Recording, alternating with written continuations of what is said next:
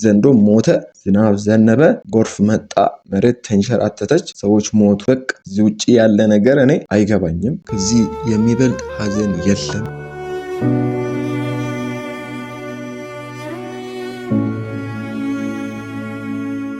ሰላም እንዴት ናችሁ? ውድ የግሩም ለማ ዩቲዩብ ቻናል ቤተሰቦች፣ ዛሬም ይዤላችሁ የመጣሁት ቪዲዮ አንድ አሳዛኝ ክስተት ነው እና ከዛ ክስተት ጋር ደግሞ አንድ እየተያያዘ ያለ ነገር አለና እሱን ነገር ልናወራ ስለፈለኩኝ ነው የመጣሁት። ባለፈው በጋሞ በአርባ ምንጭ ዙሪያ በጣለው ከባድ ዝናብ ምክንያት የመሬት ናዳ ተከስቷል። በዚህም ናዳ ደግሞ ብዙ የሰው ህይወት አልፏል። የብዙዎች አስክሬን ደግሞ እስካሁን አልተገኘም ማለት ነውና እስኪ ቪዲዮን አይተን እንመለስ።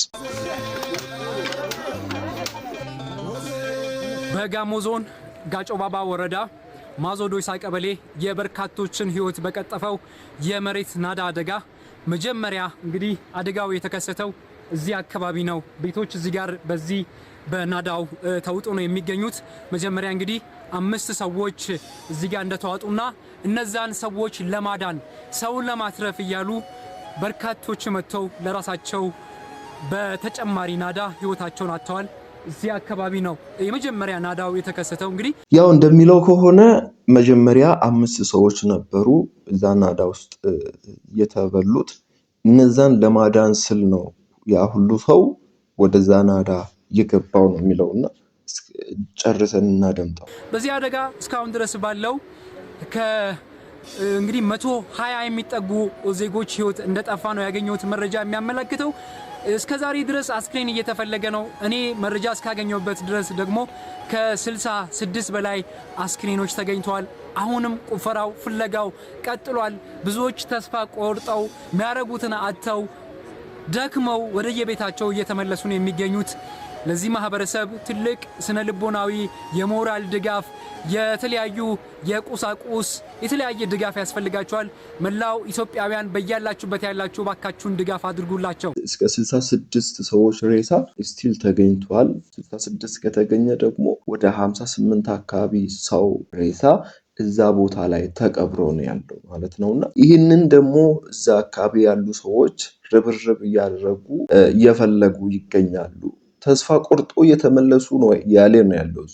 አስቡት፣ አንድ የዘመድን ወይም የአባት ወንድም የእህትን ሬሳ እየፈለገ የመጣ ሰው ሬሳውን ፈልጌ አጣሁት ብሎ ያለቀሰ ሲመለስ አስቡት ያለና በጣም ከባድ። አምናም ደግሞ በዚህ ጊዜ ጎፋ ዞን ላይ እንደዚህ አይነት አደጋ ተፈጥሮ ብዙዎቻችን አዝነናል፣ ብዙዎቻችን አልቅሰናል፣ እንደ ሀገር አዝነናልና እስኪ እሱን በትንሹ አምና በጎፋ ዞን የነበረውን አይተን እንመለስ።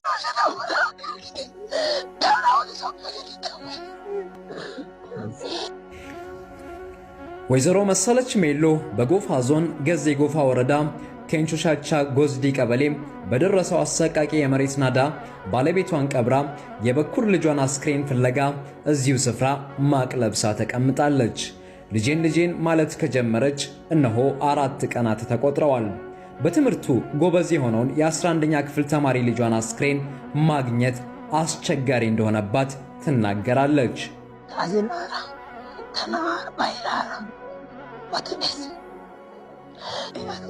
ባሌና ልጄ በዚህ ናዳ ሞተውብኛል። የባሌን አስክሬን አግኝቼ ቀብሬያለሁ። እድሜው 15 ዓመት የሆነው ልጄ የ11ኛ ክፍል ተማሪ ነበር።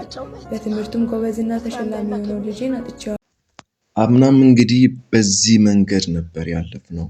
በዚህ አይነት መራሪ ሀዘን ነበር ያለፍነውና ምናልባት ይሄ ነገር ያልገጠመን ሰዎች ምንም ላይመስለን ይችላል። ይሄ ከጥቂት ጊዜያት ወዲህ በኢትዮጵያ ውስጥ ሞት ምንም ነገር እየሆነ መጥቷል። ድሮ አንድ ሰው ሲሞት፣ አንድ ሰው በሆነ አደጋ ሲሞት በጣም እናዝን ነበረ፣ እናለቅስ ነበረ፣ ልባችን ይሰበር ነበረ።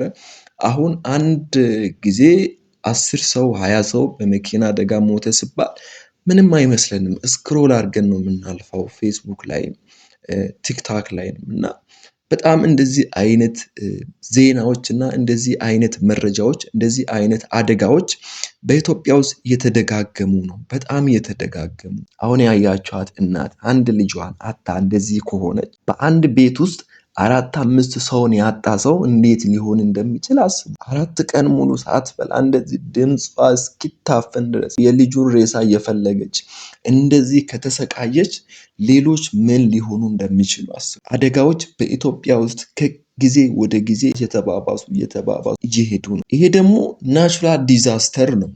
ምንም ልናደርግ የምንችለው አይነት አደጋ አይደለም። መሬት በራሷ ተቆጥታ ተነስታ ምትውጥ ከሆነ ትናንት ጤናማ በነበረ ሰፈር ላይ ነው ይሄ አደጋ እየተፈጠረ ያለ። አምና በተፈጠረበት ቦታ ላይ እንደዚህ አይነት አደጋ እየተፈጠረ ያለ። እንደዛ የሚሆን ከሆነ ጥንቃቄ ልናደርግ እንችል ነበር። በጣም በሙሉ ኮንፊደንስ በምንተማመንበት ስፍራዎች ላይ ራሱ ሳይቀር እንደዚህ አይነት አደጋዎች እየተፈጠሩ ነው። ይሄ በጎፋና በጋሞ ብቻ ተፈጥሮ የሚቀር ጉዳይ አይደለም። ወደ እያንዳንዱ ኢትዮጵያ ክልልና ከተሞችና ዞኖች መምጣቱ የማይቀር ነገር። አስቡት፣ በዚህ ገና ክረምት ከመግባቱ መጀመሪያ ላይ ይህን የሚያህል ዝናብ ከዘነበና ጎርፉን አይታችሁት እንደሆነ በምን ቶን ጎርፉ እየጎረፈ እንደሆነ እዩትና፣ ነገሩ እንደዚህ ከሆነ ምንም ማድረግ አይቻልም። ወደ እግዚአብሔር ብቻ አቤት ማለት እና እኔ በበኩሌ ለጋሞ ህዝቦች፣ ለኢትዮጵያ ህዝቦች፣ ወዳጅ ዘመዶቻችሁ ለሞተባችሁ እግዚአብሔር መጽናናቱን ይስጣችሁ። ከዚህ የሚበልጥ ሀዘን የለም። የልብን ሰው ማጣት፣ ቤተሰብን ማጣት፣ አንድ ቤት 2-3 ሰውን ማጣት ቃላት የለም። እውነት ለማለት በአጠገባችን ላይ ያለ ሰው የሆነ ነገር ሲሆን እንደዛ የምናዝን ከሆነ በሞት ደግሞ ስናጣው፣ ያም ሳያንስ ደግሞ ሬሳውን ስናጣው በጣም ከባድ ነው።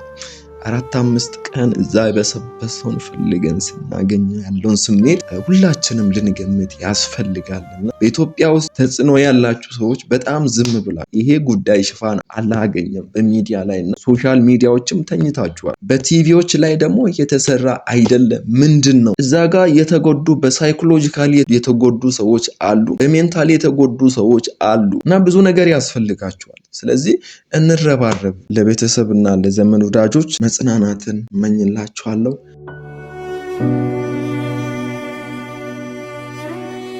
ከዚህ ጋር ተያይዞ በአርባ ምንጭ አካባቢ ባለፈው ሞቶ የነበረውን ዘንዶ ከዚህ አደጋ ጋር እያገናኙ ብዙ ሰዎች ዘሩ አይቻለሁ። ማለት ዘንዶ ከሞተ በኋላ ነው ይሄ አደጋ የተፈጠረውና ዘንዶ በመሞቱ የተቆጣ መንፈስ አለና ያ ነው ያደረገ ያለው የማለት አዝማሚያን አይቻለሁ። ኦኬ እንደዛ ሆነ እንበልና አንድ ዝናብን የሚያመጣው እግዚአብሔር ነው። ጎርፍ እንዲሄድ የሚያደርገው እግዚአብሔር ነው። እግዚአብሔር ካላዘዘ በቀር ምንም ሊሆን የሚችል ነገር እንደሌለ ማወቅ አለባችሁ። ዘንዶ በመሞቱ እግዚአብሔር ተቆጥቷል ነው ያላችሁ ያላችሁት? ምንድን ነው ሐሳባችሁ? አልገባኝም።